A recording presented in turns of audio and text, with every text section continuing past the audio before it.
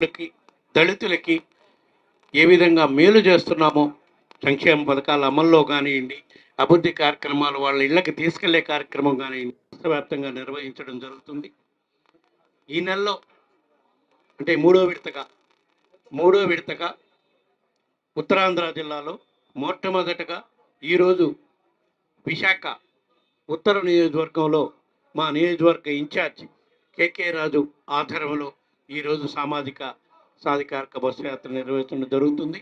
ఈ నియోజకవర్గంలో గత 4 సంవత్సరాల 8 నెలల నుంచి ఏ విధంగా అభివృద్ధి కార్యక్రమాలు చేశామో, ఏ విధంగా సంక్షేమ పథకాలు అమలు చేశామో, అర్హులైన వాళ్ళందరికీ ఏ విధంగా వాళ్ళ ఇళ్ళకి చేరే విధంగా సంక్షేమ పథకాలను అమలు చేయటమే కాకుండా విద్యా వైద్య రంగాల వల్ల ఇంటికే వైద్యాన్ని వాళ్ళ ఇంటి ముందుకే తీసుకెళ్లే విధంగా ఏ విధంగా చేశామో అవన్నీ కూడా మా నియోజకవర్గ ఇన్ఛార్జ్ కేకే రాజు గారు మీకు వివరంగా వివరిస్తారు. అదేవిధంగా ఈ మూడవ విడత సాధికారిక బస్సు యాత్ర ఈరోజు విశాఖ ఉత్తర నియోజకవర్గంలో ప్రారంభమై ఈ నెలాఖరులోపు ఉత్తరాంధ్ర జిల్లాలో మిగతా 6 నియోజకవర్గాలు ఉన్నాయి. ఉత్తరాంధ్ర 3 జిల్లాలు, పాత 3 జిల్లాల్లో ఆ 6 నియోజకవర్గాల్లో కూడా ఈ నెలాఖరు లోపల ఈ సాధికారిక బస్సు యాత్ర కంప్లీట్ అయ్యే విధంగా అన్ని ఏర్పాట్లు చేయడం జరిగింది.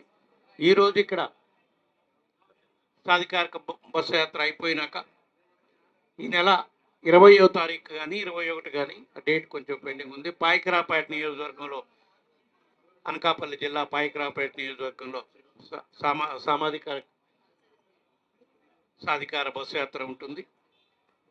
అదేవిధంగా 23వ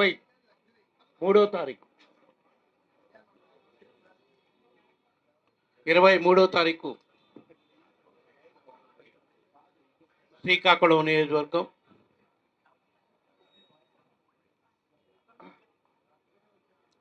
23వ తారీఖు కాదు 22వ తారీఖే శ్రీకాకుళం నియోజకవర్గం, 24 విజయనగరం, 25 విశాఖపట్నం వెస్ట్, విశాఖపట్నం పశ్చిమ నియోజకవర్గం, 29 టెక్కలి నియోజకవర్గం, 31 చీపురుపల్లితోటి ఉత్తరాంధ్ర జిల్లాలో మొత్తం 34 నియోజకవర్గాల్లో కూడా ఈ బస్సు యాత్ర కంప్లీట్ అయ్యే విధంగా పార్టీ అధిష్టాన వర్గం గౌరవ ముఖ్యమంత్రి జగన్మోహన్ రెడ్డి గారు యాక్షన్ ప్లాన్ ఇవ్వటం జరిగింది.